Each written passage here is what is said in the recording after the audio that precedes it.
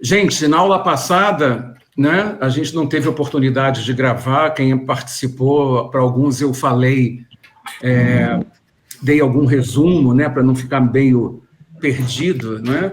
Mas eu falei para as pessoas, de um modo geral, para os irmãos, que, em primeiro lugar, nós tínhamos que mostrar, antes de entrarmos propriamente no livro de Apocalipse, não é?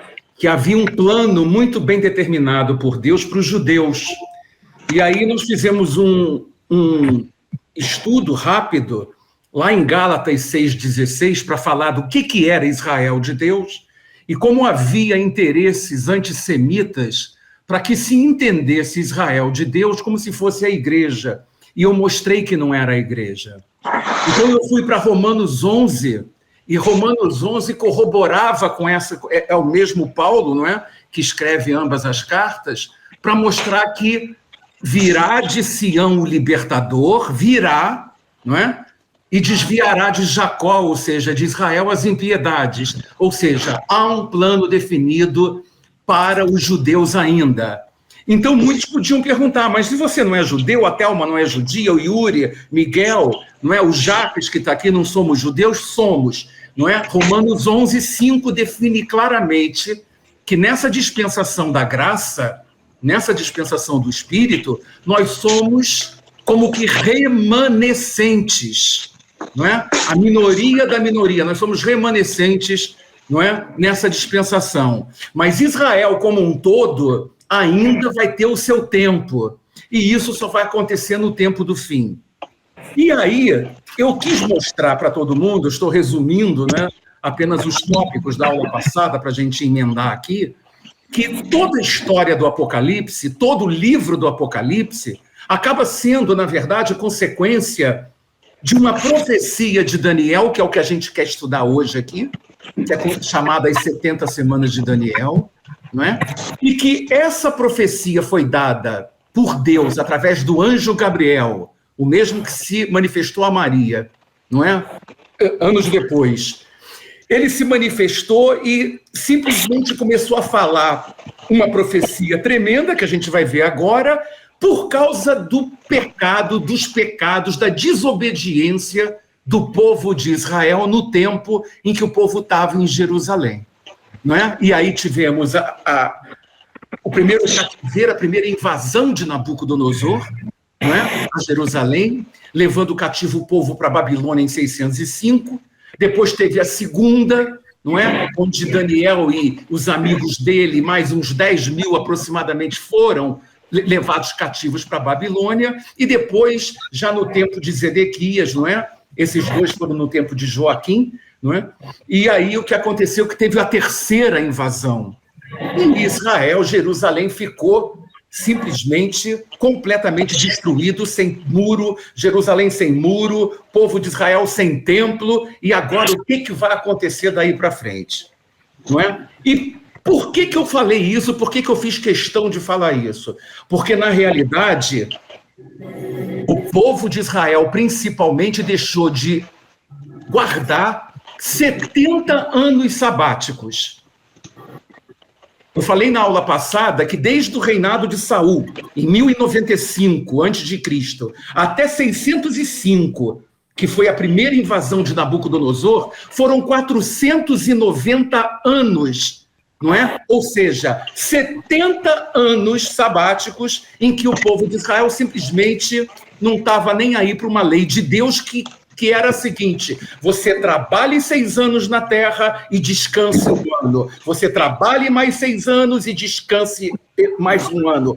Cada 7º ano é chamado de Shemitah. Então, eram 6 anos e uma Shemitah. 6 anos e Shemitah. 6 anos, 7 vezes. E no 50º ano era o ano do jubileu. E eu falei algumas coisas importantes, proféticas, sobre o ano do jubileu, que o ano do jubileu pode representar, inclusive, tem elementos para a gente prefigurar o arrebatamento da igreja. Muito bem. Quando chega, então, e aí quem tiver uma Bíblia, nós vamos ler, porque vale a pena, em Daniel, no capítulo 9, quem tiver uma Bíblia, pode abrir em Daniel, no capítulo 9, não é? No capítulo 9 do livro de Daniel, ele começa assim, é chamada a oração de Daniel. O que nos interessa nessa aula estão nos 4 últimos versículos, tá? Do 24 ao 27. Mas é importante a gente pegar a emenda, né? Vamos pegar dar uma segunda no carro e vamos direto com ela. Olha o que aconteceu, então, com Daniel. Eu vou ler aqui, gente, porque vale a pena, é importante. No primeiro ano de Dario, filho de Assuero, só para vocês saberem, Dario não era um nome, Dario era um título, tá? Assim como Assuero também não era um nome, era um título, não é? Da nação dos Medos, o qual foi constituído rei sobre o reino dos caldeus. Veja só, versículo 2. No primeiro ano do seu reinado, eu, Daniel, entendi pelos livros que o número de anos de que falou o Senhor ao profeta Jeremias, que haviam de transcorrer sobre as desolações de Jerusalém, era de 70 anos. Então, Jeremias, nós lemos na aula passada, já tinha profetizado e escrito, lá em Jeremias 25, de 9 a 12, quem quiser anotar, Jeremias 25, de 9 a 12, ele já tinha dito que Israel deveria ficar cativo na Babilônia durante 70 anos. De novo, por que 70 anos? Porque foram 70 anos sabáticos não guardados pelo povo de Israel. É aquilo que eu falei na aula passada. É como se Deus chegasse e dissesse assim, olha só, eu queria que vocês ficassem aqui em Jerusalém, não haveria necessidade alguma de eu enviar vocês cativos para a Babilônia, desde que vocês obedecessem a minha palavra. Mas no momento em que vocês desobedecem a minha palavra, vocês não têm condições de guardar a terra estando aqui na terra, então eu tiro vocês daqui, eu vou mandar vocês para um outro lugar, mas a minha palavra vai ser cumprida. Eu vou cumprir a minha palavra, a minha honra está na minha palavra, e eu vou cumprir os 70 anos sabáticos. Não pode ser com vocês aqui, então será sem a presença do povo judeu aqui. É isso que aconteceu. Então, o que acontece? Daniel estava, né? Daniel tinha acesso aos livros da Babilônia.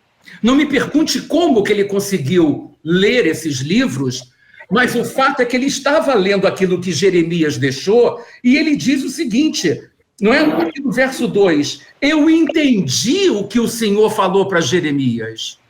Quando Daniel se dá conta de que os 70 anos profetizados por Jeremias estavam chegando ao fim, ele falou, meu Deus, está na hora.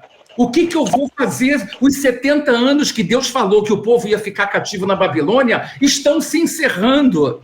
Que ano era esse? Entre 538 e 539, não consigo falar exatamente. 538, 539. Faltavam aproximadamente 3 anos para completar 70, aproximadamente, vamos dizer assim. Não é? Porque tem gente que diz que o cativeiro começou em 605, outros dizem que foi em 609. Então, esses números, realmente, todo mundo que for estudar vai ver que existe sempre uma discrepânciazinha de 2 anos, que não vai mudar o que interessa para nós aqui. Tá? Então, o que Daniel fez, pessoal? Diz aqui a palavra. No primeiro, verso 3, dirigi o meu rosto ao Senhor para o buscar com orações e rogos, com jejum, pano de saco e cinza, orei ao meu Senhor, Senhor meu Deus, confessei e disse, ó Senhor, Deus grande e tremendo, que guardas a aliança e a misericórdia para os com que te amam e guardam os teus mandamentos. Pecamos e cometemos iniquidade, procedemos impiamente e fomos rebeldes. Apartamo-nos dos teus mandamentos e dos teus juízos. Não demos ouvido aos teus servos, os profetas, que em teu nome falaram aos nossos reis, nossos príncipes e nossos pais, como também a todo o povo da terra. E aí ele começa a exaltar o Senhor, começa a enaltecer e diz, a ti, ó Senhor, verso 7, pertence a justiça, mas a nós a confusão de rosto, como se vê nesse dia. aos homens de Judá e aos moradores de Jerusalém, e a todo Israel, aos de perto, aos de longe, em todas as terras por onde os tem lançado, por causa das suas transgressões que cometeram contra ti. E aí, então, para a gente poupar, Daniel foi falando e se colocando, se humilhando diante de Deus, reconhecendo o pecado do povo, reconhecendo o pecado de Israel, não é? Vamos pular agora para o verso 21 para a gente ganhar tempo, e diz assim: estando eu, digo, ainda falando na oração, o homem Gabriel, em outras versões fala o varão Gabriel, que eu tinha visto na minha visão ao princípio, veio voando, olha que coisa, rapidamente, e tocou-me a hora do sacrifício, né, da oblação da tarde. Ele me instruiu e disse: Daniel, vim para te fazer entender o sentido. Verso 23, no princípio das tuas súplicas saiu a ordem. Olha só, Deus não esperou nem ouvir toda a oração de Daniel. No princípio das tuas súplicas, eu vim para declará-la a ti, porque és muito amado. Portanto, considera a mensagem e entende a visão. 2 pontos. Muito bem, a gente vai começar a entrar aqui agora. Tem várias versões das 70 semanas. Mas o fato que a gente precisa entender aqui, antes da gente entrar propriamente nas 70 semanas, o que Daniel esperava ouvir, na verdade, se um anjo apareceu para ele? Olha, Daniel, Deus ouviu a tua oração e eu quero dizer o seguinte, ele manda dizer para você que realmente acabou o cativeiro e que agora o povo pode voltar para Jerusalém, vocês podem reconstruir o templo, vocês podem reconstruir o muro, e sabe, é isso, e eu vou abençoar vocês e tudo mais. Só que não foi bem isso que aconteceu, gente. Não foi bem isso que aconteceu. Quando ele diz, és sábio, és entendido, ele começa a falar o que eu vou ler agora aqui, a partir do versículo 24. Se tiver alguma diferença, essas versões são diferentes, porque a tradução dessa profecia não é muito simples.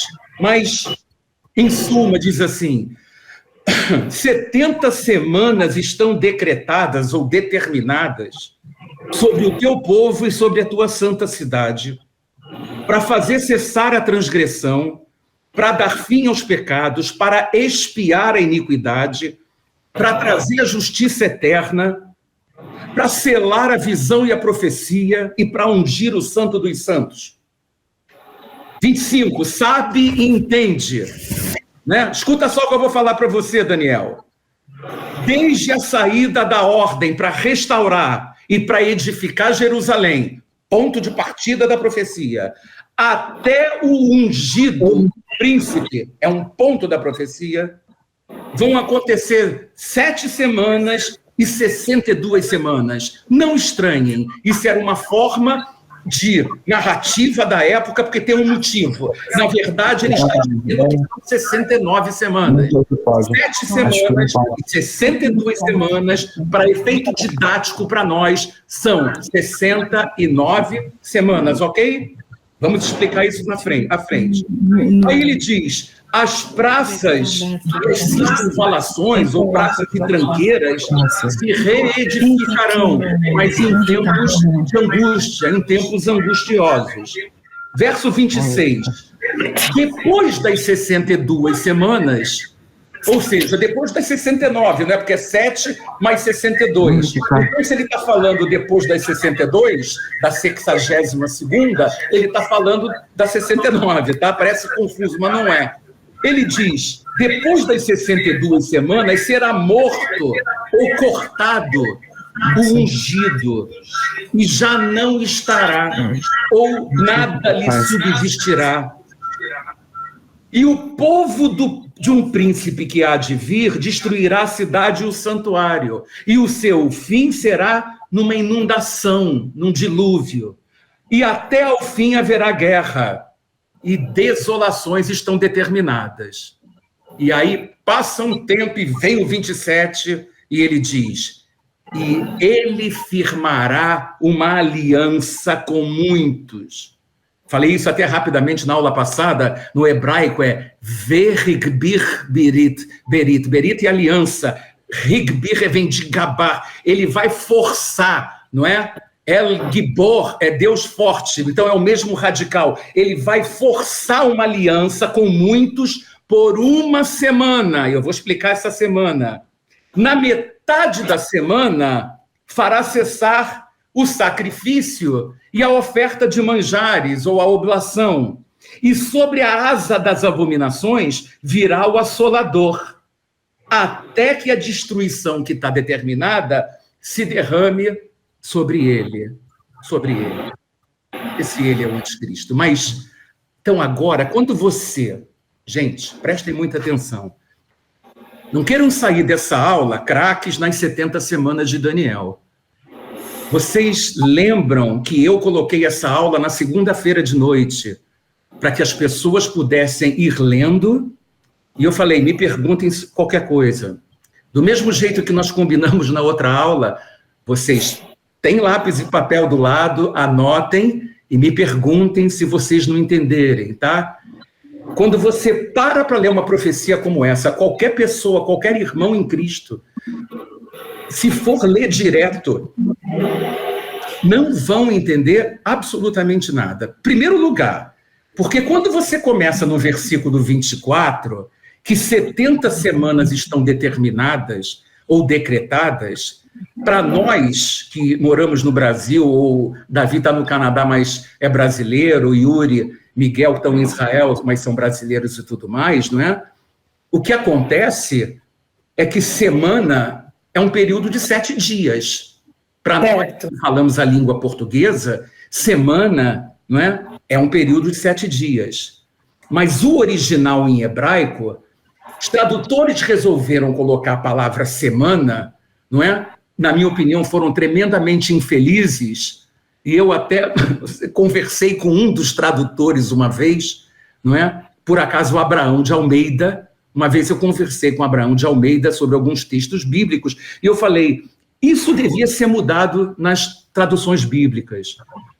Quando você fala 12 bananas, você pode falar uma dúzia de bananas. Então, dúzia, quando você quer falar 10 laranjas, você pode falar uma dezena.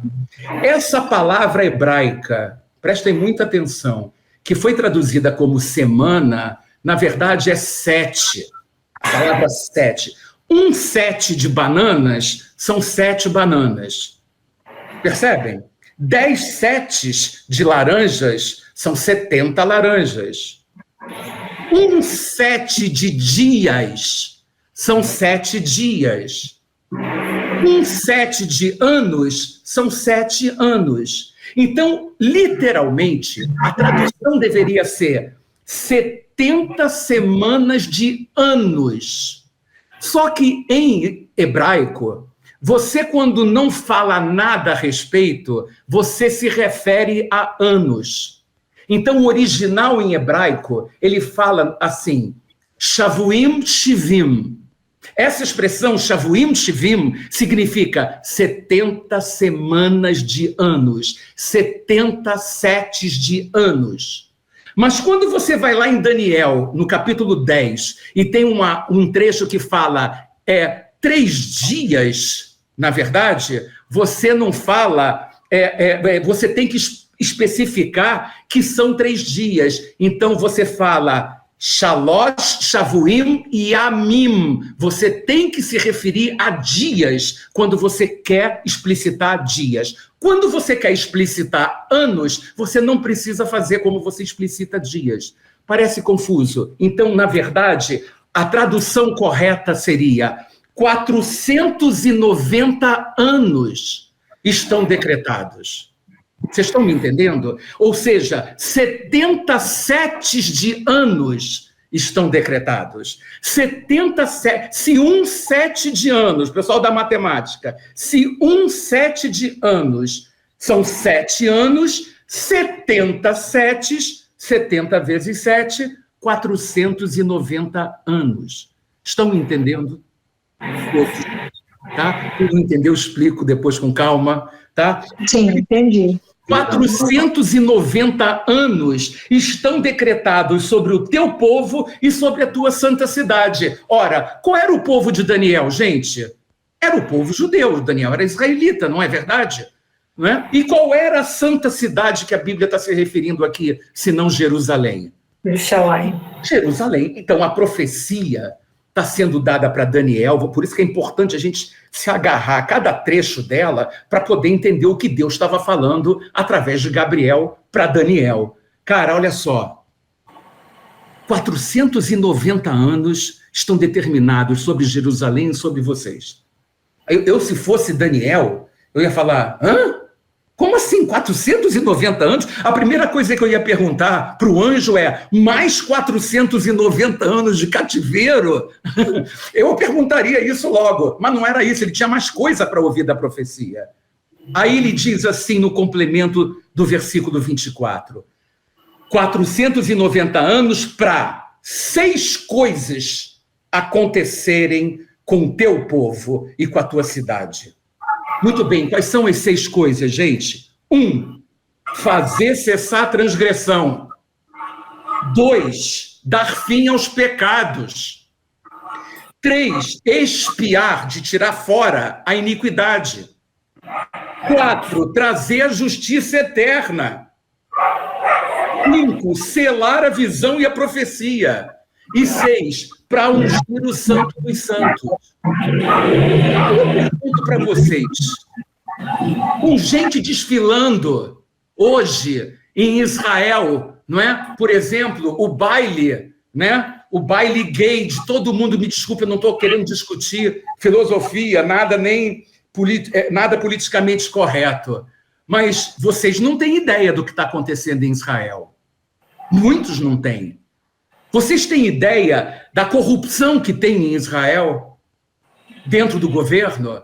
Vocês têm ideia do que está acontecendo hoje ali? Vocês têm ideia do que acontece até entre os religiosos, os ortodoxos, os ultra-ortodoxos? Vocês têm ideia do que significa para Israel não entregar a vida a Jesus? Qual o pecado que vocês acham que é maior do que você rejeitar o próprio Mashiach? Israel está esperando o Messias, gente. Nós, judeus aqui, nós somos o quê? Somos remanescentes.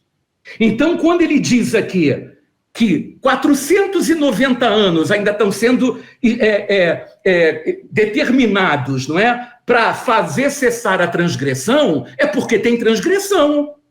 Se ele diz que é para dar fim aos pecados, é que os pecados não foram findos. Ele está falando para os judeus. Não é isso? O teu povo, Daniel. Se ele diz que é para expiar a iniquidade, é porque a iniquidade precisa ser expiada ainda. Não acabou ainda. E ele diz, porque 3 coisas agora importantes têm que acontecer. Primeiro, trazer a justiça eterna. Quem é a justiça eterna, gente? Quem é a justiça eterna? Yeshua, Jesus. 2, para selar a visão e a profecia. Ou seja, no momento em que Jesus voltar e Israel reconhecê-lo como Messias, certamente não vai ser necessário mais nenhuma outra visão ou profecia, porque ele vai estar ali. É como ele falou com relação ao jejum. O noivo está presente, você vai jejuar por quê? Quando o noivo não estiver presente, você vai e jejua. Mas agora o noivo vai estar presente aqui. Como é que você simplesmente vai pensar em visão e profecia? Vai profetizar sobre o quê? E terceiro, para ungir o santo dos santos. Ou seja, é a própria unção em pessoa, pleno do Espírito Santo, que vai estar reinando em Jerusalém depois que voltar. Então tem 490 anos para acontecer isso tudo. Agora, eu quero dizer uma coisa para vocês. Amados, entendam. E eu vou mostrar isso aqui. 490 anos não quer dizer que são contínuos. O profeta, quando está recebendo o oráculo de Deus, quando ele está recebendo inspiração de Deus, não é? E se tem profeta aqui sabe disso, ele recebe e várias datas podem acontecer dentro daquela profecia. E eu vou mostrar isso aqui para vocês, vou mostrar. Mas eu vou adiantar para vocês o seguinte. Primeiro, dentro desses 490 anos, ou seja, 70 semanas, vocês vão ter que aprender a ver, não sei se dá para ver aqui, isso aqui. Vocês estão vendo essas duas linhas negras aqui? Essas duas linhas negras aqui, essa e essa daqui. Essa primeira linha negra maior, ela representa 69 semanas, ou seja, 483 anos. E essa linha que está aqui, pequena, ela representa uma semana, que são 7 anos. Então, 69 com 70, 483 anos, mais 7 anos, 490, é a mesma coisa. E percebam que há um intervalo, eu vou mandar essa foto no grupo depois que acabar a aula. Percebam que aqui há um intervalo. Vocês viram o intervalo? Que intervalo é esse? Vocês entenderam que eu falei que 490 anos estão decretados sobre Israel, sobre Jerusalém, sobre o povo judeu? Mas Deus é tão maravilhoso, não é? Porque se essa profecia fosse contínua, eu vou dizer uma coisa para vocês aqui. Somente Miguel, Thelma, Yuri, eu, não sei mais, Jaques, estaríamos salvos. O resto das pessoas, estou falando do resto no sentido, né, para a gente entender, todos os demais não teriam direito à salvação. Porque a profecia seria contínua e a profecia era para o povo judeu, a profecia não era para os gentios. Mas Deus disse que ainda tinha um outro aprisco. Então, o que ele faz? Ele simplesmente deixa correr as primeiras 69 semanas. E como, na verdade, o povo de Israel não reconhece que Jesus é o Messias, o que o Senhor maravilhosamente faz? Ele pega o cronômetro profético dele e ele para o cronômetro dele. Espera aí, não... Os judeus não estão preparados, eles me rejeitam, eles não querem nada comigo. Por quê? Porque não chegou a hora deles. Puxa, Senhor, mas e os judeus? Não, só os remanescentes. Rubens, Thelma, Yuri, Miguel, Jacques. Não, só os remanescentes. O resto está cego. Mas por que o Senhor cegou eles? Porque foi meu plano. Mas qual é o teu plano? O meu plano é que em 2 dias... 1000 anos para o Senhor é como um dia. 2 dias são em torno de 2000 anos. Eu tenho um povo que eu preciso trazer e que eu vou chamar de igreja. Porque 99% da igreja hoje é gentilizada, gente. Então ele para o cronômetro profético dele e diz assim: gentios, venham, eu vou receber vocês como filho. Porque assim como eu tive... Agora, prestem muita atenção. E eu li isso na aula passada, em Romanos 11, de 28 a 30. Porque assim como eu estou tendo misericórdia de vocês, e chamando para a oliveira legítima, vocês que não são ramos naturais, eu também vou voltar a ter misericórdia deles, pela mesma misericórdia que eu tive com vocês. Sabem por quê? E está escrito lá em Romanos 11:30. Porque Deus encerrou a ambos, judeus e não judeus, debaixo da misericórdia. Deus é tremendo. Apenas ele começou com os judeus. E ele vai terminar também. Mas no intervalo, o que tem ali, na verdade, é o período da igreja. Quando entrar a plenitude dos gentios, de que fala Romanos 11, ele vai olhar e vai dizer... Perfeito, meu livro da vida até aqui está concluído. Então ele pega o cronômetro profético dele novamente e aperta. Por que ele aperta? Porque está faltando uma semana. Ele parou o cronômetro profético dele na semana 69. Ou seja, depois de 483 anos do início que a gente vai aprender agora. Pintou a semana 1, 2, 3, 4, 5 até a 69, ele, pum, parou o cronômetro, ok, pessoal? Nesse período nessa lacuna, nesse hiato profético, entre o final da 69ª e o início da última semana, da 70ª, o que ele faz? Ele traz a igreja para a glória dele. Quando entrar a plenitude dos gentios, ele toca novamente o cronômetro profético, é quando a igreja vai ser arrebatada. Por isso é que eu digo e provo que não há nenhuma menção na Bíblia dizendo que a igreja vai ser arrebatada depois da grande tribulação. Sabe? É impossível. E para nós entendermos essa verdade, não é? Porque eu tenho os argumentos além disso, é impossível a gente entender Apocalipse se a gente não entender essa última semana de Daniel.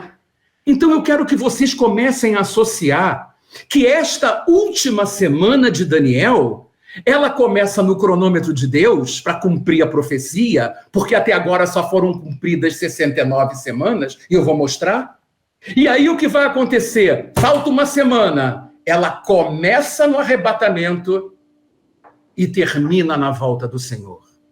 Ela começa no arrebatamento e termina no dia do Senhor. Ela começa no arrebatamento e termina no Armagedon. É isso que vai acontecer e o que nós estamos esperando. Eu sei que passa 1000 perguntas na cabeça de todo mundo. Na minha, até hoje, continua passando. O que vivemos hoje? Princípio das dores. Mostro depois com calma, ao longo do estudo, né, gente? Ok? Vamos continuar, então, né? Por isso que eu falei, gente, essa profecia não é uma brincadeira, é muita informação, não é? Por isso é que é lápis e papel na mão, né? Telefone está disponível, não tem problema, escrevam, liguem, tá? Muito bem. Aí vamos para o verso 25, então, segundo versículo, diz: sabe e entende, desde a saída da ordem para restaurar e para edificar Jerusalém, até o ungido príncipe, 7 semanas e 62 semanas. As praças e tranqueiras ou circunvalações se reedificarão, mas em tempos angustiosos. Desde a saída para restaurar e para edificar Jerusalém. Guardem bem isso. Então, quem está com a Bíblia e não lê Neemias há muitos anos, voltem, por favor, há muito tempo, Neemias. Vamos ler Neemias. Abram a palavra de Deus em Neemias, no capítulo 2. Neemias.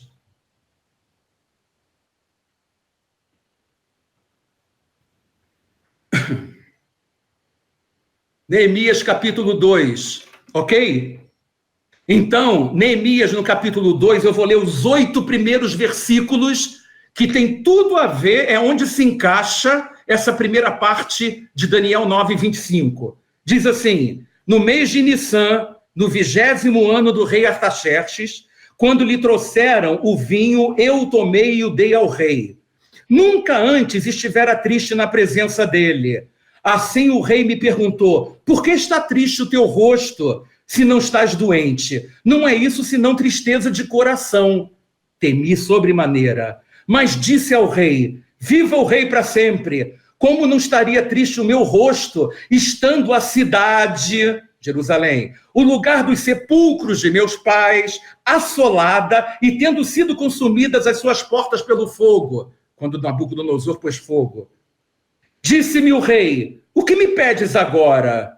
Então orei ao Deus do céu e respondi ao rei: se é do agrado do rei, e se o teu servo achou favor em tua presença, peço-te que me envies a Judá, a cidade dos sepulcros de meus pais, para que eu a reedifique.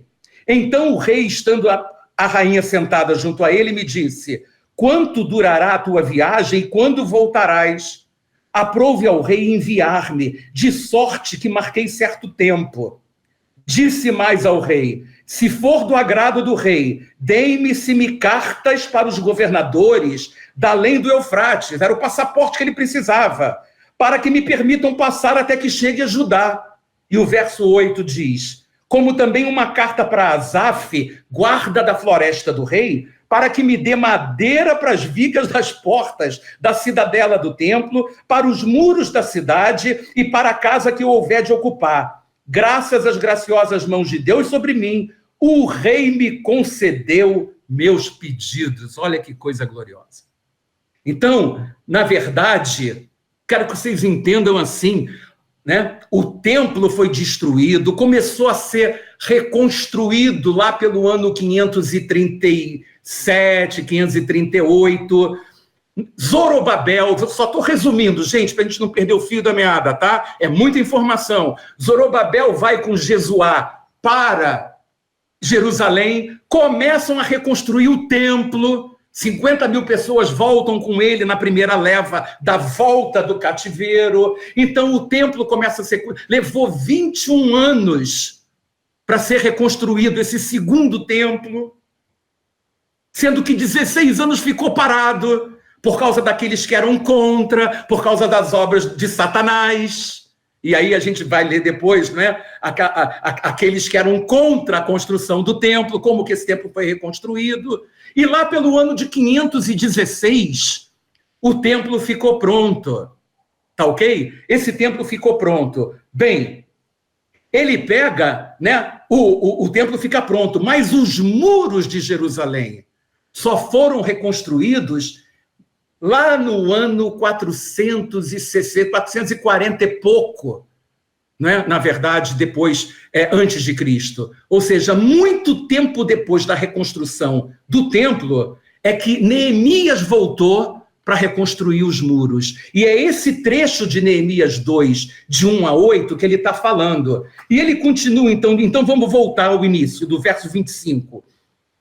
Desde a saída da ordem para restaurar e para edificar Jerusalém. Está aí, Neemias 2, de 1 a 8. Tudo explicado na Bíblia.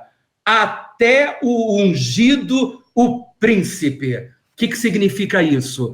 Até o dia em que Jesus entrou em Jerusalém para ser aclamado rei de Israel. Tem muita gente que entende esse até o ungido, o príncipe, até a cruz. Mas a maioria dos comentários, e eu particularmente concordo, é que quando ele diz até o ungido, o príncipe, não é? É até o momento em que ele foi, quando disseram para ele, Hosana a Deus nas alturas, quando ele entrou em Israel para ser aclamado rei de Israel. Então vejam que essas 69 semanas, primeiras 69, que eu estava descrevendo há pouco tempo, há pouco aqui, ela tem um início e tem um fim. E isso é muito importante em qualquer profecia. Não é? E aquele desenho que eu mostrei para vocês, esse desenho, ele está bem detalhado, eu vou mandar para vocês quando acabar a aula no grupo, ok? Mas tem um início e tem um fim aqui. Que início é esse? A ordem que foi dada para Neemias reconstruir os muros. E que final é esse que está aqui?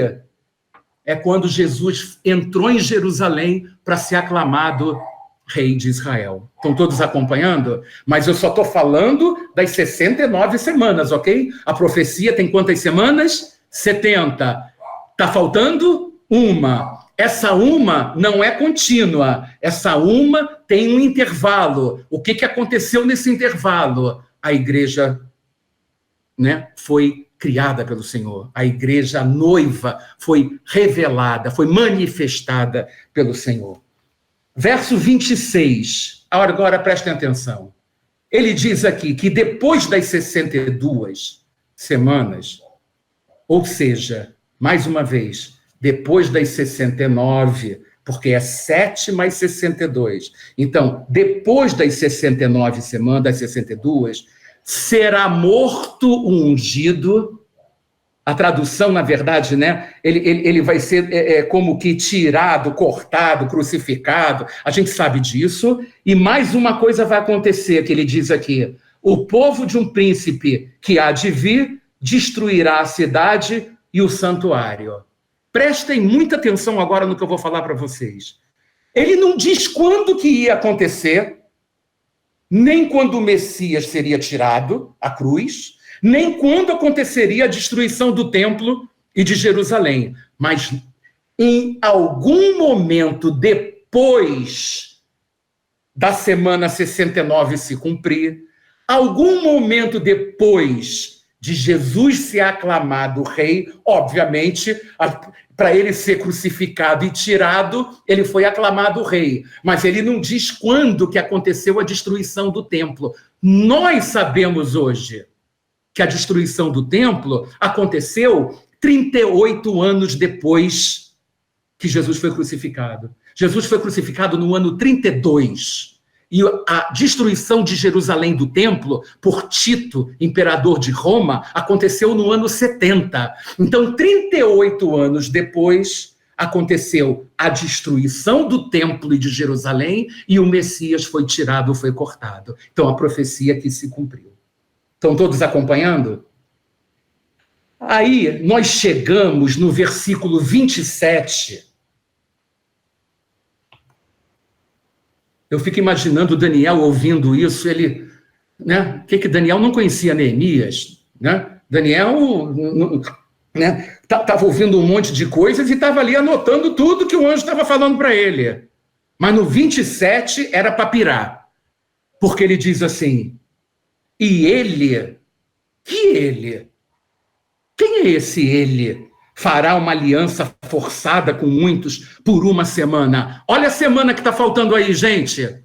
Até o versículo 26, nós estudamos as 69 primeiras semanas, amém? Mas agora nós estamos estudando a última semana. Não é isso que está faltando? 69 falta uma semana. Olha o que ele diz, como é que a profecia é tremenda. Ele fará um pacto firme com muitos por uma semana. Exatamente. Que semana é essa? É a semana 70ª. É a semana que começa com arrebatamento e que termina no dia do Senhor. Desculpem se eu estou repetindo muitas vezes a mesma coisa, porque é proposital. Isso é uma linguagem diferente, a linguagem profética, e se a gente não ouvir muitas vezes e estudá-la, daqui a 10 minutos a gente não sabe mais nada, ok? Então me perdoem se eu estiver sendo recorrente, ok, com relação a isso. Então, esta semana são os últimos 7 anos que estão faltando para cumprir as 70.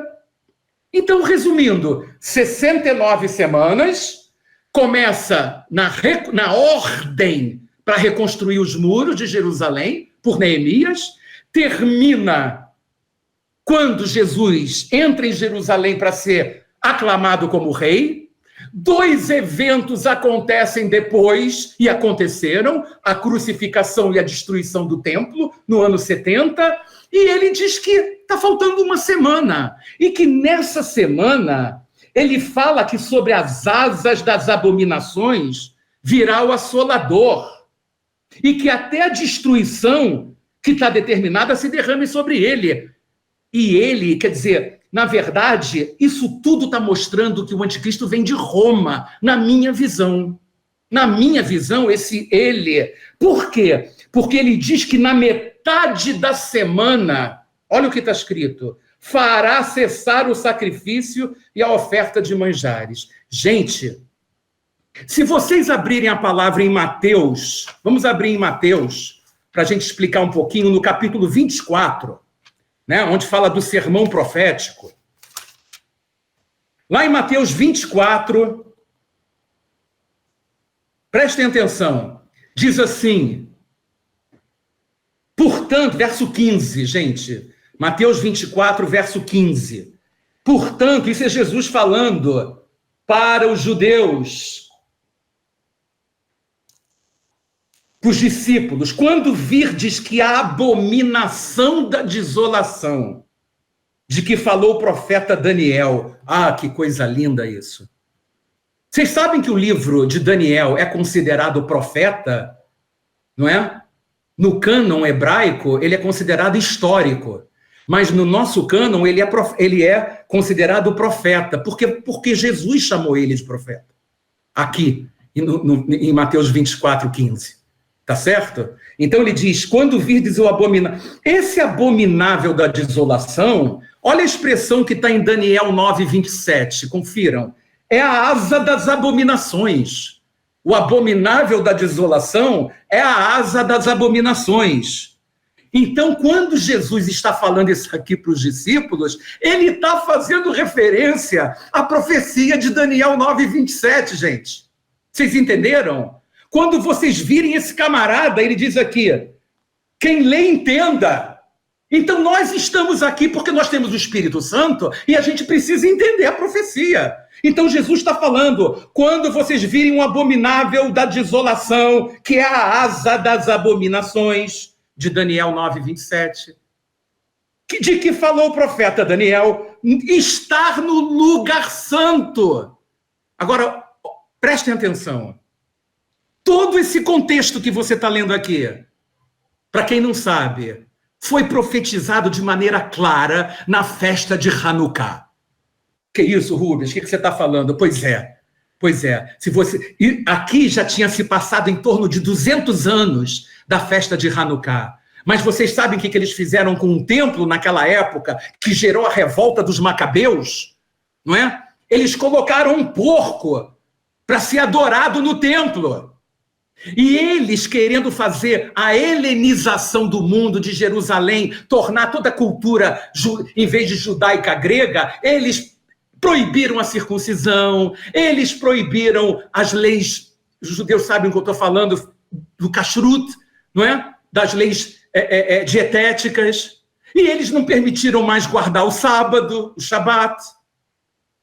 E quando aconteceu o arrebatamento da igreja, a mesma coisa vai acontecer. Aquilo foi tremendamente profético. Ora, vocês podem pegar, não está escrito em 9:27 que nós lemos, os sacrifícios, as oblações, podem fazer as expiações que vocês querem, o templo está aqui, vocês são bem-vindos. Mas quando chegar na metade da semana, ele põe as manguinhas de fora dele. Quando ele chegar na metade da semana, ele senta como puseram o porco. Antíoco Epifânio fez isso. Aquilo tudo era profético. Não é à toa, tem várias expressões que Jesus fala no texto, especialmente em Mateus, que certamente ele tirou do tempo de Hanukkah. Sabe? Se seus olhos forem bons, tudo que há em ti é luz. Não é isso que ele falou? Da onde que ele tirou isso, se não da história da menorá que nós conhecemos, que uma lâmpada durou durante o tempo todo, né? Quem conhece a história de Hanukkah? Não é uma história à semelhança de Pesach, da Páscoa, de Shavuot, né? de Pentecoste, nem de Sukkot, de Tabernáculos. Mas Jesus participou da festa da rededicação do templo. Está lá em João, no capítulo 7. É só a gente ler. Então, o que acontece aqui? Ele fala, quando virdes, voltando para Mateus 24:15, quando virdes o abominável da desolação, olha que coisa, gente, verso 16, os que estiverem na Judéia fujam para os montes. Quem estiver no telhado não desça tirar coisa alguma de sua casa.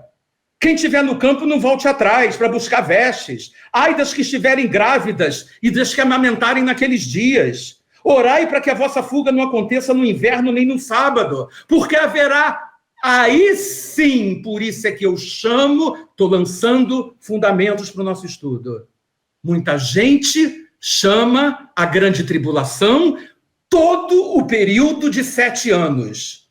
Eu e mais outros chamam a grande tribulação nos últimos 3 anos e meio. Prestem atenção. Quando ele diz aqui no versículo 21, pois então haverá grande tribulação ou aflição, como nunca houve desde o princípio do mundo até agora, nem jamais haverá. Por que ele está falando isso? Porque o anticristo assumiu o templo em Jerusalém para ser adorado como Deus.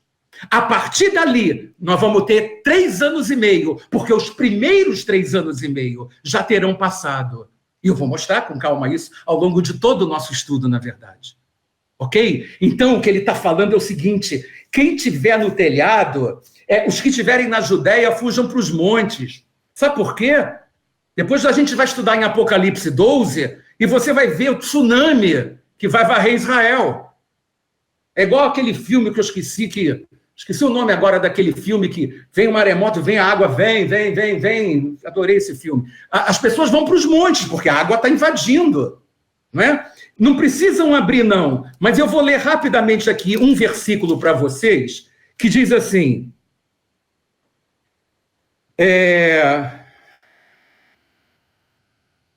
Deixa eu ver se eu acho rápido aqui. Só para ilustrar aqui. Quando o dragão se viu lançado na terra, perseguiu a mulher que dera à luz o varão. A mulher é Israel, o varão é Jesus. Então foram dadas à mulher, a Israel, as 2 asas da grande águia, para que voasse até o deserto, até o seu lugar, onde é sustentada por um tempo e tempos e metade de um tempo. 3 anos e meio. Um tempo, 2 tempos, 3 tempos, cada tempo é 1 ano, e metade de um tempo, 3 anos e meio. A gente vai ver isso também com detalhe depois. Em verso 15 de Apocalipse 12. Então, prestem atenção, a serpente, quem é a serpente? É o dragão, é o diabo, ok? Lançou da sua boca, atrás da mulher, água como um rio, a fim de fazer com que ela fosse arrebatada pela corrente. Essa é a visão simbólica de um tsunami invadindo Israel. E as pessoas tinham... Por isso que ele falou, quem estiver na Judeia, fujam para os montes. E o versículo seguinte diz, mas a terra ajudou a mulher abrindo a sua boca, engolindo o rio que o dragão lançara. Deus fez a terra abrir, a água entrou e salvou aqueles que deveriam ser salvos. E ele diz aqui, quem tiver no telhado não desça. Claro, quem tiver em cima vai descer. Já viram isso? Quem tiver no campo não volte, sobe para os montes. Ai das que estiverem grávidas, por quê? E amamentarem, porque estão pesadas. Você tem que sair, você está com um neném no ventre, fica mais complicado. Orai para que a vossa fuga não se dê no inverno, que é mais complicado, nem no sábado. Porque no Shabat está todo mundo na sinagoga, cara, como aconteceu na guerra do Yom Kippur, em 73. 2.000 soldados israelenses morreram em um dia de guerra, porque estava todo mundo, estava toda a logística, né, do exército de Israel na guerra do Yom Kippur, estava na sinagoga. Então, teve todo mundo que parar as rezas, né, para poder defender o Estado de Israel. Então ele diz que haverá uma tribulação tão grande como nunca houve desde o princípio, nem jamais haverá. Muito bem. Então, gente, o que a gente está estudando aqui? Resumindo, vou fazer um último resumo aqui. Toda profecia, prestem atenção, anotem e me perguntem depois, ou até aqui se, né, que bom que não teve aviso de término, ótimo. Toda profecia trata do povo de Daniel e da sua cidade, ou seja, o povo judeu e do povo de Jerusalém. Tá certo, Adelson? Está acompanhando? Davi está acompanhando?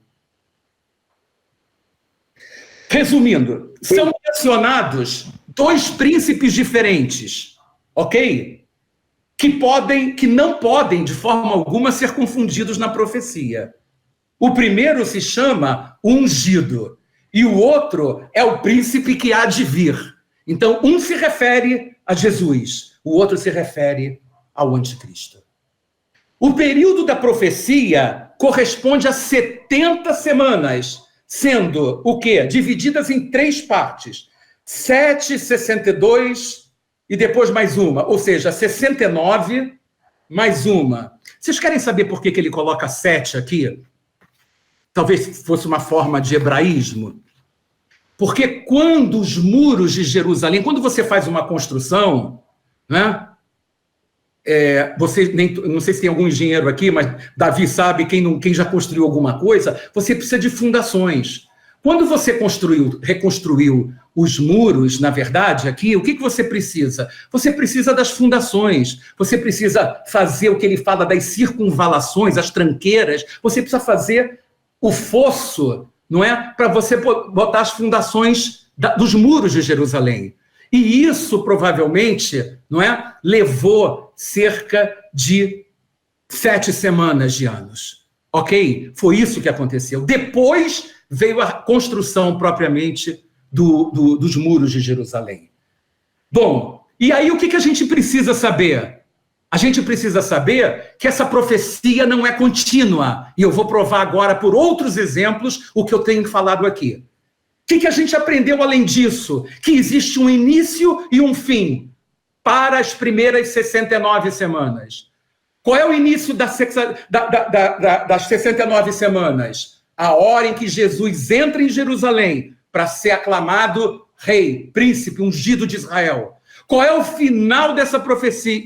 Perdão, gente. O início é quando Neemias recebe ordem para reconstruir o muro. Quando é que termina a profecia? Quando Jesus entra em Jerusalém para ser aclamado rei de Israel, ok? Muito bem. A profecia teve a 70ª semana emendada? Não. Se tivesse emendado a 70ª semana na 69ª de forma contínua, certamente nós teríamos lido alguma coisa no livro de Hebreus, e não diz absolutamente nada a respeito disso. Por exemplo. Então existe um intervalo profético, uma lacuna profética entre o final da 69 e o início da 70. E aqui eu mostrei para vocês que foi exatamente o tempo da igreja. O que Deus fez? Parou o cronômetro profético dele. Quando é que ele vai apertar novamente o cronômetro? Porque está faltando uma semana. Quando a plenitude dos gentios entrar. Isso está em Romanos 11, 24, 25, 26. Explica muito claro o que eu acabei de falar agora. Depois nós temos o quê? A 70ª e última semana. O que começa, né? De que maneira se inicia? No apertar do cronômetro de Deus, o arrebatamento e a volta, 7 anos depois, no dia do Senhor, na volta do Senhor. O que acontece especificamente no meio? Se você está falando de 7 anos, então são 2 períodos de 3 anos e meio, que nós vamos ter que ter isso muito claro durante o nosso estudo. Ou um tempo, 2 tempos e metade de um tempo, que são 3 anos e meio. Ou 42 meses, que a gente vai ler, que são 3 anos e meio. Ou 1.260 dias, que são 3 anos e meio. Mas nesse período de 7 anos, que é a última semana, existem coisas específicas para acontecer na primeira metade, na segunda metade e exatamente na metade. Uma delas eu mostrei agora aqui. É quando o anticristo puser as manguinhas de fora, proibir os sacrifícios no templo e vai querer ser adorado como se fosse Deus. E aí, a partir desse ponto, os últimos 3 anos e meio é o que eu chamo de a grande tribulação, isso dito pelo próprio Jesus, porque então virá uma tribulação tão grande como nunca houve desde o princípio e jamais haverá. Então, eu estou falando para vocês as coisas que estão escritas na palavra de Deus. Ok, gente?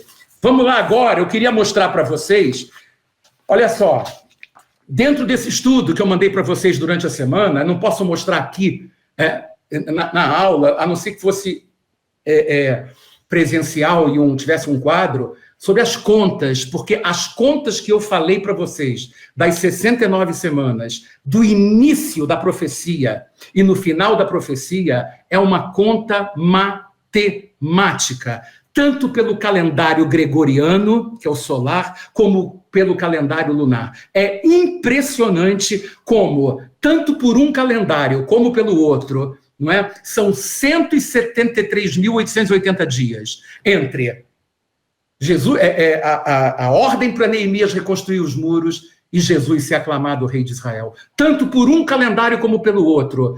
Eu estudei essas contas por um profeta de um livro americano, um livro chamado The Coming Prince. É um livro em que esse cara fez estudos mirabolantes sobre as 70 semanas de Daniel, e é inacreditável como é que as coisas de Deus se fecham matematicamente. É lindo isso, tá? Muito bem. Bom, gente, o que eu queria mais mostrar para vocês aqui? Por que eu sou obrigado a acreditar que a profecia tem um intervalo? Tem alguma base bíblica para isso? Eu quero dizer uma coisa para vocês. Tem um texto, por exemplo, eu vou dar 3 exemplos para vocês verem que isso não é, como alguns dizem, uma forçação de barra. Por exemplo, naquele trecho famoso de Isaías 9:6, que diz assim: porque um menino nos nasceu, um filho se nos deu, e o governo estará sobre seus ombros. Acompanhem comigo esse versículo. Vou ler de novo. Um menino nos nasceu, um filho se nos deu, e o governo estará sobre os seus ombros. A pergunta que eu quero fazer, essa expressão última que eu falei, e o governo estará sobre seus ombros, é sequencial a um filho se nos deu? Ou para que o governo estivesse sobre os ombros dele, só aconteceria no futuro? Só no futuro, né? Primeiro Jesus veio, um filho nasceu, depois ele cresceu, depois foi para a cruz, depois ressuscitou, né? Estamos esperando a volta dele, né? E o governo ainda não está sobre os ombros dele. Tá correto, gente? Então, essa é uma profecia que tem um intervalo, que se chama parentético, né? Entre o filho, né? E, como diz, o governo estará sobre seus ombros. Quando você lê e, por exemplo,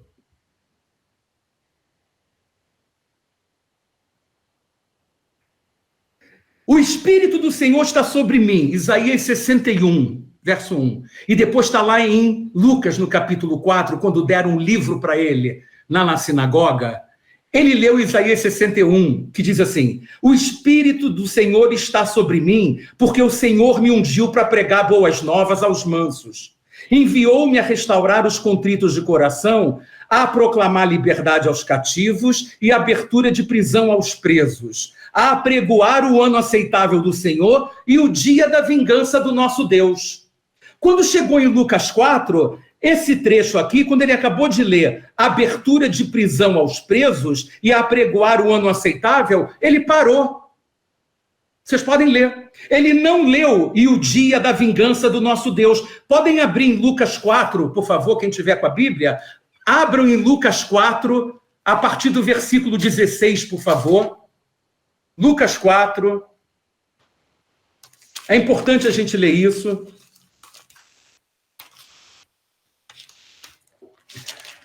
Então, em Lucas 4, a partir do verso 16, diz assim: chegando a Nazaré, onde fora criado, entrou num dia de sábado na sinagoga, segundo o seu costume, levantou-se para ler. Foi-lhe dado o livro do profeta Isaías. Ao abrir o livro, achou o lugar onde estava escrito, Isaías 61. O Espírito do Senhor está sobre mim, pelo que me ungiu para evangelizar os pobres, enviou-me para apregoar liberdade aos cativos, dar visão aos cegos, pôr em liberdade os oprimidos e anunciar o ano aceitável do Senhor. Ponto. Cadê o restante da profecia e o dia da vingança do nosso Deus, que está em Isaías 61? Ele parou ali porque o dia da vingança dele ainda vai acontecer. É lá no futuro, quando ele voltar. Vocês acompanharam o que eu estou falando? Perceberam a diferença? Então, para o profeta, por isso é que eu falei, e me sinto, vamos dizer assim, muito confortável, à vontade, para falar que esse espaço parentético, esse parêntese, esse hiato profético entre o final da 69ª semana e o início da 70ª foi um mover de Deus, porque ele tinha um outro povo, que não era chamado de povo, que ele queria trazer a salvação. Então, primeiro ele chama os judeus, fecha os olhos dos judeus, chama os gentios, cria a igreja, abre os olhos dos judeus novamente na última semana, e aí a Bíblia diz que toda Israel será salva, como está escrito, virá de Sião o libertador, e toda Israel será salva. Assim como a gente lê no livro de Zacarias, no capítulo 10, no verso 12, que diz assim, verão aquele a quem traspassaram. Verão, eles vão vir quando o povo de Israel passar pela grande tribulação, porque vai passar, porque o objetivo é exatamente esse, é que eles clamem pelo Mashiach. Mashiach, só Deus, só o Messias. Estamos clamando pelo Messias, vamos clamar pelo Messias, que a coisa está preta aqui. E Messias vem, só que quando vier, eles vão ver quem é esse Messias. Eles vão ver quem rejeitaram há 2000 anos atrás. Esse é o script que Deus criou para a glória dele. Então, todo mundo que olhar para o Messias vai botar a mão na cabeça e falar, meu Deus, olha quem nós rejeitamos há 2000 anos atrás. E, gente, em Israel, Miguel que está aqui que me fale, Jacques também sabe muita coisa, está havendo uma conscientização de tal maneira que o governo de Israel está se levantando e perseguindo e proibindo cultos de cristãos. Quando ele fala cristãos, não são aqueles que estão fazendo viagens de evangélicas, né? Turismo, não. São vários judeus que estão indo para lá, como acabou de ir a irmã do Miguel, Simone, e Zé Adelcio, esposo, né? Na realidade, estão lá. São exatamente aqueles, quem são vocês que estão pregando esse evangelho, não é? Mas a consciência judaico-cristã tem aumentado demais em Israel. Até porque existe uma história que eu vou explicar mais tarde, no capítulo 7 e no capítulo 14, sobre os 144 mil israelitas, que são judeus que ficam aqui, depois que a igreja for arrebatada. Mas depois eles sobem, depois eles são arrebatados. Ok? Então, gente, o que eu quero dizer para vocês é assim, eu acho que isso hoje, né, eu falei muito, foi a base, não é? A gente está em tempo... Podem perguntar enquanto meu preparo físico dá, enquanto não mandam desligar aqui, né? Mas espero que vocês tenham tido uma base, não é? Para entender um pouquinho. É impossível a gente sedimentar essas ideias se a gente não lê várias vezes, se a gente não perguntar, se a gente não se dedicar um pouco. Por que é impossível estudar o Apocalipse sem conhecer as 70 semanas, porque o Apocalipse todo acontece, tirando os capítulos 1, 2 e 3, ou seja, do capítulo 4 até o capítulo 22, porque o capítulo 1 fala da visão gloriosa de Yeshua, e o capítulo 2 e 3 fala do momento da igreja, as 7 igrejas, nesta dispensação, então. Mas do capítulo 4 ao capítulo 22, quase ao 22, vou ser mais específico, do 4 até o 20, porque depois já estamos chegando na época do juízo final. Tudo está dentro da última semana de Daniel. Aí eu pergunto para você, como é que alguém pode entender o livro de Apocalipse se não estudar as 70 semanas de Daniel? Só tem uma forma. Vocês querem saber qual é? É sendo amilenista, não acreditando que os judeus têm participação no plano de Deus para os tempos finais.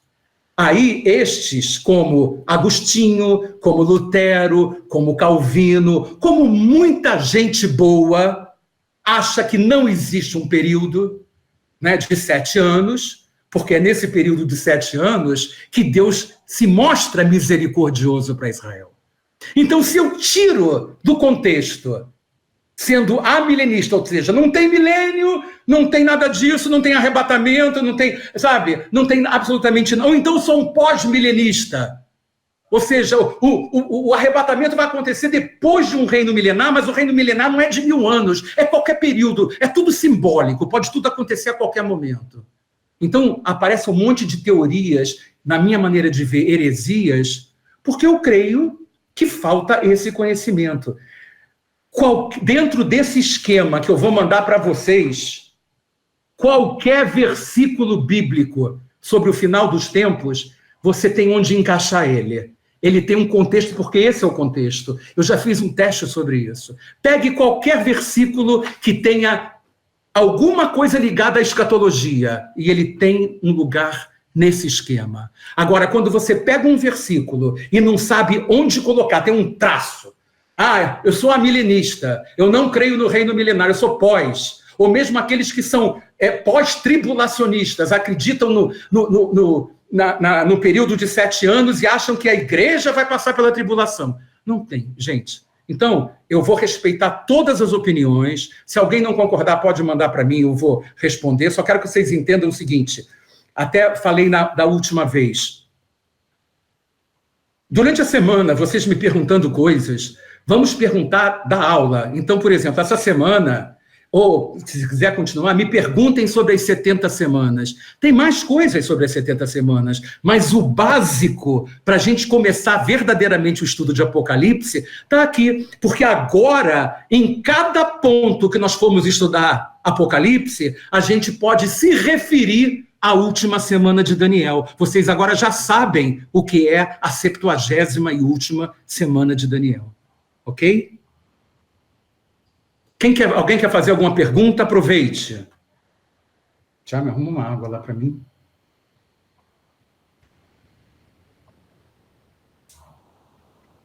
Rubens, fala mais alto. A Thelma está falando. Thelma, fala. Rubens, eu estudei uma vez, já tive um estudo sobre Daniel, onde tem um desenho da estátua, e ali foram os 4 reinos, e depois... Ali, Thelma, olha só. Ali fala da vinda de Jesus. Sim, ali fala dos reinos. A gente pode, ao longo do estudo, isso é um atalho para a gente entender o reino da Babilônia, a cabeça, o tronco, os membros, as pernas e o reino dividido. Lá para Apocalipse 17, a gente vai poder voltar que esse texto de Daniel 2 vai ter compatibilidade, tá? Perfeito, muito obrigada.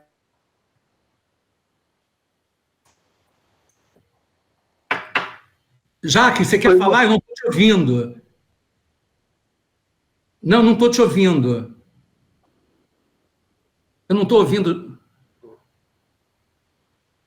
O microfone dele está fechado. O microfone está fechado,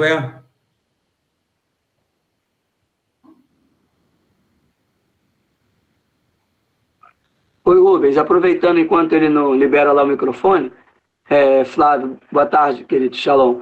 Quando a gente fala dessa última semana, ou seja, nós estamos no intervalo da 69ª para 70, quando se iniciar a semana de número 70, ela vai começar um período dos 3 primeiros anos, um período de paz, né?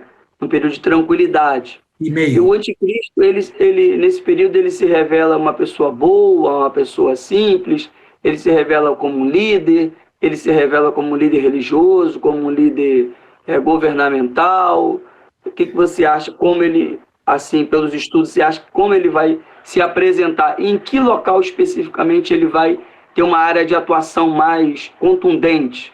Flávio, o que eu posso responder para você é o seguinte: a gente está vivendo um momento atípico, onde a gente está assistindo até parte disso, e eu creio assim, não é? Tenho conversado até com a Delson, que está aqui assistindo sobre isso, e isso tem tudo a ver, na realidade, com a nova ordem mundial, que está aí, com os Illuminati, enfim. Na realidade, o que está acontecendo é que tudo está caminhando para o globalismo, tudo está caminhando para uma única religião, tudo está caminhando, né? A Europa está passando fome, está faltando energia, as coisas estão piorando no mundo inteiro, e a tendência é piorar, sabe? Né? Graças a Deus nós somos brasileiros, e aqui a coisa vai piorar um pouco, mas vai melhorar depois. Mas no mundo, nos próximos tempos, a coisa vai piorar tremendamente. E aí o que acontece é que, na minha maneira de ver, depois do arrebatamento, você há de convir que vai ser um momento completamente doido para qualquer pessoa normal, né? Só aqueles que não vão se espantar são os maridos das esposas que ouvem as esposas falar, ou esposas que ouvem os maridos. Olha, santifica a tua vida, senão a trombeta toca e você não vai ouvir. E E quando acontecer, ele vai botar a mão na cabeça, ou ela vai dizer: caramba, eu ouvi falar nisso e não dei muita atenção. Então, o mundo vai entrar num caos econômico, num caos social, num caos religioso. E para isso vai precisar de um líder que vai se mostrar o bonitão, o gostosão, tá entendendo? Para poder dizer o seguinte: vamos resolver isso, nós vamos trabalhar, nós vamos produzir, liberdade para todos e tal, e todo mundo vai dar um sorriso daqui a aqui. E como está escrito lá em 1 Tessalonicenses, quando estiverem dizendo paz e segurança, haverá repentina destruição. Então, para mim, me parece muito claro que nos primeiros 3 anos e meio, que é o período que eu creio que os selos serão abertos, muita gente acha que os selos já foram abertos, para mim não foram abertos ainda, tá? Mas quando eles forem abertos, entendeu? Né? Aí a coisa realmente vai começar a acontecer, e aí quando chegar na metade da semana, 3 anos e meio, que eu creio, por tudo que eu já vi, que é quando a 7ª trombeta for tocada, aí a coisa muda totalmente de figura. Então eu creio que assim que a igreja for arrebatada, o mundo entra... Você já imaginou um avião sendo pilotado? Você sabe que nos Estados Unidos, Flávio, é proibido 2 pilotos, piloto e copiloto, serem crentes?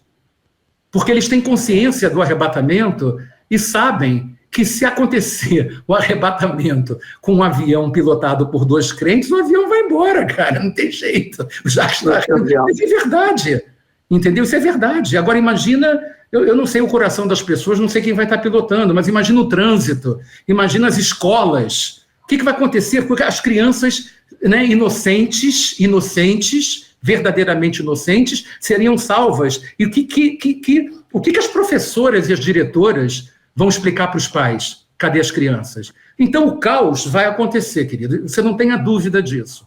O arrebatamento vai trazer o caos. E para você colocar água nesse fogo, vai ter que ser alguma coisa assim, um plano divino. E esse cara vem para que no primeiro tempo ele seja, vamos dizer assim, idolatrado como um cara inteligente para salvar o mundo.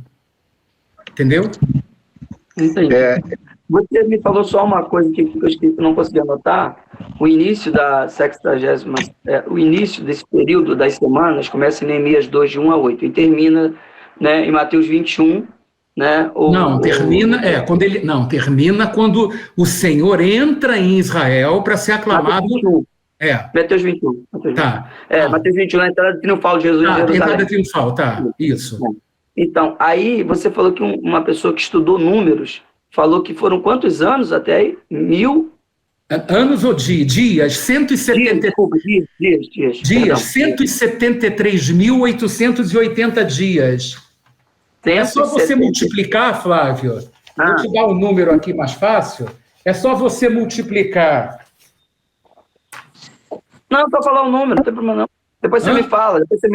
Para não perder tempo, só fala o número mesmo. Depois eu anoto, depois eu te pergunto em off a multiplicação, só para não tomar o tempo dos outros. Tá bom. 173 mil dias, é isso? 173.880. 880 dias. Tá. Depois você me fala como é que faz a conta. Beleza. Tá bom. Na verdade, é 69 vezes 7 vezes 360. No calendário gregoriano é isso, 69 anos, semanas, vezes 7, que são semanas de anos, e cada ano tem 360 dias. Cada ano bíblico tem 360 dias. Então, 69 vezes 7 vezes 360 dá 173.880. Tá bom? Outro. Jaques já estava falando, está me ouvindo, Jaques? Ele está fechado ainda. Está fechado, né? Tá. O microfone dele daqui dá para ver que está fechado. O microfone dele está marcado. Jaques, abre o microfone, Jaques. Em cima, na parte de cima da tela aí, ou em parte de baixo. Rodapé Ô, Rubens, os 3 anos e meio. Os 3 anos e meio vai ser a falsa paz. A falsa paz, os primeiros 3 anos e meio. A falsa paz. Perfeito. Eu creio assim. Eu creio dessa maneira. Cada vez que a gente for falando alguma coisa assim, você nota, o que você acabou de falar, ele se encaixou. Exatamente o que eu tenho procurado mostrar quando a gente estuda Apocalipse. Exatamente isso. A falsa paz são os 3 primeiros anos e meio. Tá? Vocês vão ver depois que esses 3 primeiros anos e meio é quando os 144 mil israelitas pregam a palavra para aqueles que vão ser salvos ainda durante o período da grande tribulação, tá? No período da grande tribulação. Tá? Rubens. Quem é? Davi, fala, Davi. Então, Eu queria trazer aqui para os irmãos aquele comentário que eu fiz em particular com você sobre Gálatas, capítulo 3, 26 a 29, quando diz ali, portanto, todos vós sois filhos de Deus, por meio da fé que tendes em Cristo Jesus. Pois todos quantos em Cristo fostes batizados, de Cristo vos revestistes. É o 28. Não há judeu, nem grego, escravo ou livre, homem ou mulher, porque todos vós sois em Cristo Jesus. Você disse que começou com o judeu e termina com o judeu. Como após Jesus não existe mais o judeu, não existe mais, todos nós somos filhos de Deus. Então, como entender essa profecia, essa última semana, com relação aos 144 mil que ficarão, que serão os judeus que ficarão aqui na Terra? Não são os judeus que ficarão, não. 144 mil não são os judeus que ficarão. 144 mil são judeus cristãos que vão ser selados para pregar a palavra de Deus num período em que o Espírito Santo não vai estar mais sobre a terra. Além dos 144 mil judeus convertidos, vão ter toda Israel precisando ser salva ainda, Davi. E são 144 mil que vão trabalhar para que isso aconteça. Sim, eles têm que ficar por aqui. Eles não podem ser preparados quando a igreja for arrebatada. Eles já estão sendo preparados. Entendi. Porque quando a igreja for arrebatada, eles ficam. Porque eu entendi. Porque eu vou tentar explicar explicar para que eu possa compreender melhor esse hiato. O hiato é o início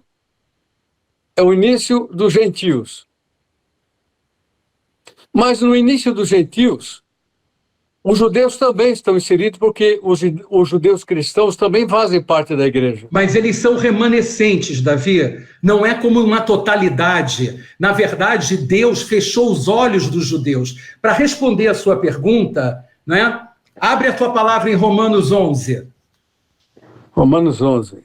Isso, vamos lá, vou responder você então. Romanos 11. Versículo? Já vou te falar aqui.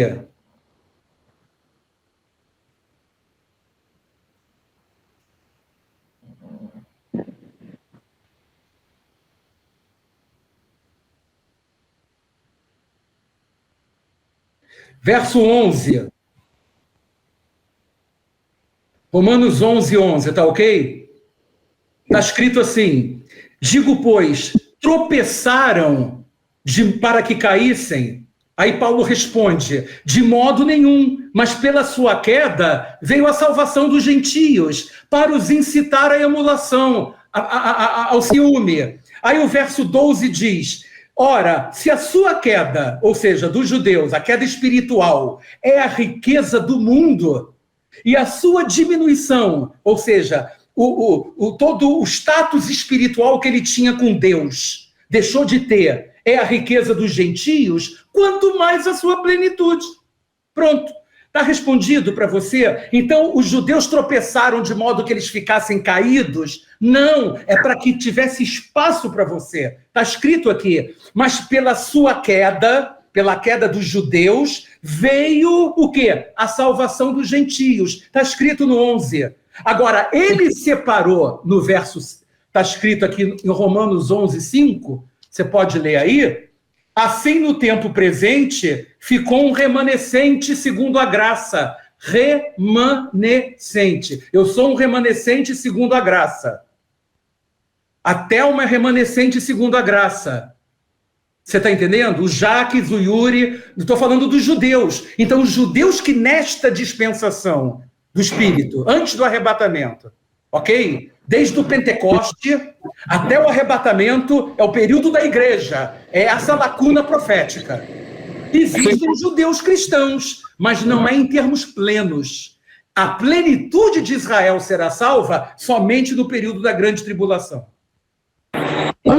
Mas o remanescente, eu entendia que os remanescentes judeus, os judeus remanescentes, seriam aqueles pós-arrebatamento. Não. Na época da tribulação. Romanos 11 não está falando de pós-arrebatamento aqui nesse início. Olha como é que começa Romanos 11, gente. Digo, pois, rejeitou Deus o seu povo? Está se referindo aos judeus. Rejeitou Deus o seu povo? Aí ele diz, de modo nenhum, porque ele fala, também eu sou israelita, da descendência de Abraão, da tribo de Benjamim. Deus não rejeitou o seu povo que antes conheceu. Por que ele está falando isso? Porque as pessoas chegavam para Paulo e perguntavam, poxa, Paulo, agora é tudo gentio, você mesmo é o pregador dos gentios, Deus esqueceu o teu povo, o povo judeu? Aí Paulo diz, não, gente, fiquem calmos, Deus tem um propósito. Qual é o propósito? Aí vem, verso 3, Senhor, mataram os teus profetas, derrubaram os teus altares, e só eu fiquei e buscam tirar minha vida. Aí o verso 4, mas que lhe diz a resposta divina? Reservei para mim 7.000 homens que não dobraram os joelhos a Baal. Está aqui, 7.000 homens estão representando os judeus cristãos desta dispensação. Verso 5 confirma, assim também, pois no tempo presente ficou um remanescente segundo a eleição da graça. Remanescente. É o que sobrou. Por quê? Por que a minha família inteira não tem nenhum salvo, cara? São todos judeus e precisam ser salvos. Vai ver na família da Thelma quem é que está salvo. Vai ver na família... Dois são salvos. Pois é. E vai lá para Israel, ver como é que está Israel. São 7 milhões.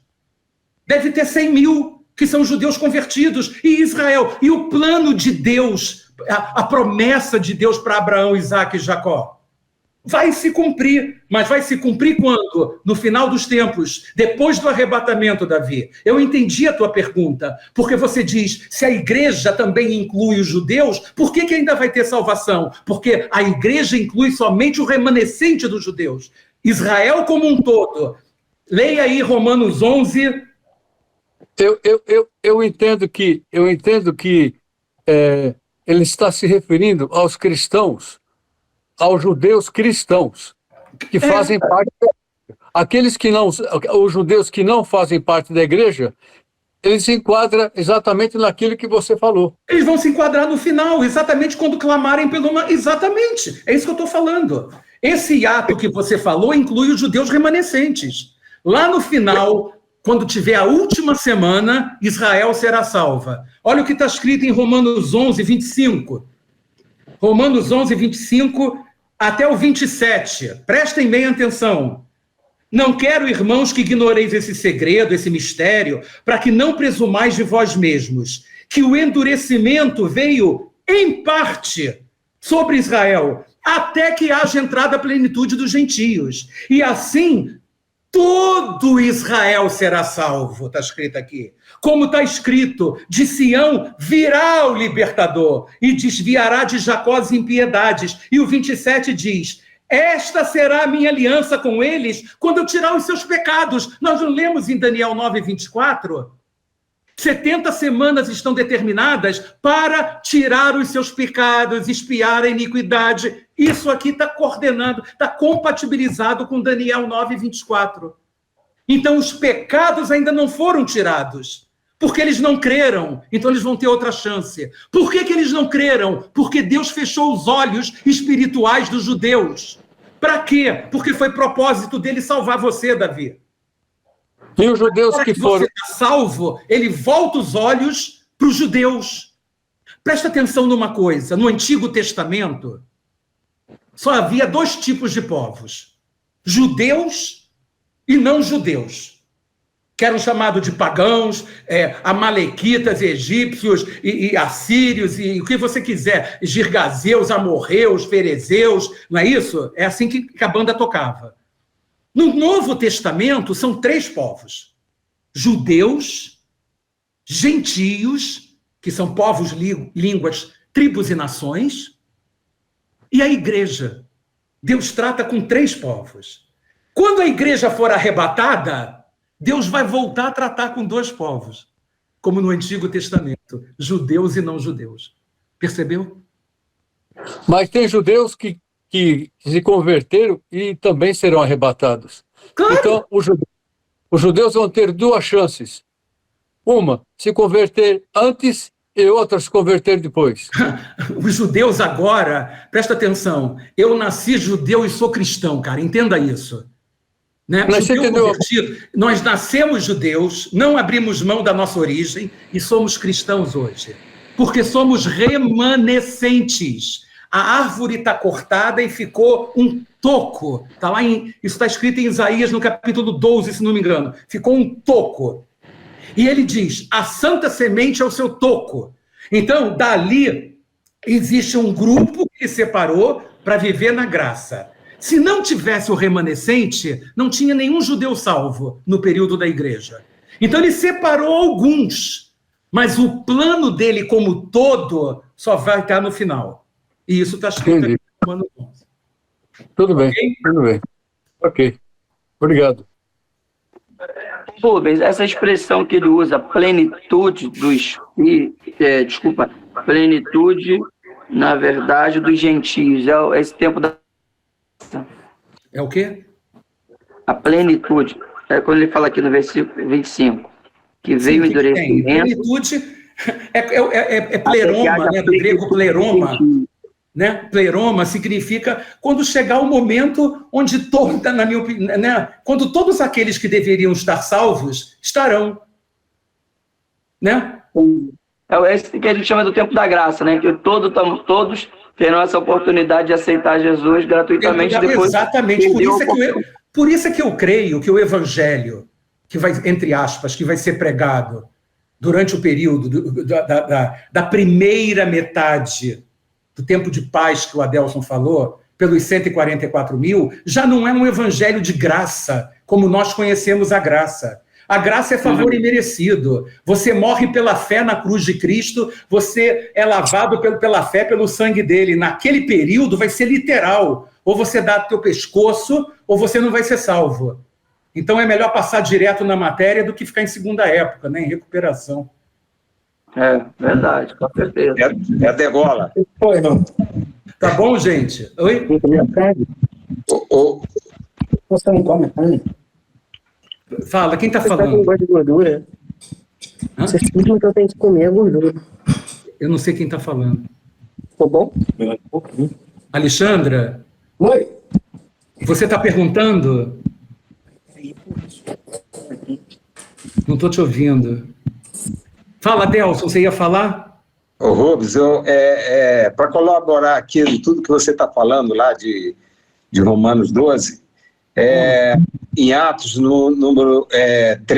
capítulo 13, versículo 46, foi exatamente quando o ministério de Paulo, ele se exauriu os judeus, que os judeus não queriam receber a palavra, e ele teria que pregar a primeira palavra aos judeus, e aí ele vai para os gentios direto, para a igreja. Tudo plano de Deus. Ele foi para ser luz dos gentios, exatamente então, isso. Ele fala aqui, ó, Paulo e Barnabé, voltamos nós para os gentios. É isso. Pois, entendeu? No versículo 46 do capítulo 13 de Apocalipse, ali ele parte para a igreja, porque os judeus rejeitaram. É isso aí.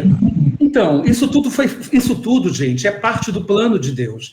Isso não foi, Deus resolveu mudar, isso faz parte do plano dele para a salvação, sabe, da humanidade. É esse plano que ele criou.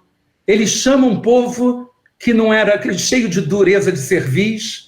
Através daquele povo, ele chama homens como Abraão, Isaac, Jacó, Davi, Moisés, etc. Moisés, Davi, etc, etc, etc, não é? Para abençoar, não é abençoarei os que te abençoarem, amaldiçoarei os que te amaldiçoarem. Então todo o plano de Deus começa com esse povo, ele escolhe um povo, não é porque era mais forte, não é porque era a maioria, não é porque não sei o quê, pelo contrário, um povo que adulterou, um povo adulterou espiritualmente, adulterou fisicamente, um povo que se prostituiu, um povo que, rapaz, teve idolatria, tem coisas terríveis escritas no Antigo Testamento. Mas ele escolheu esse povo.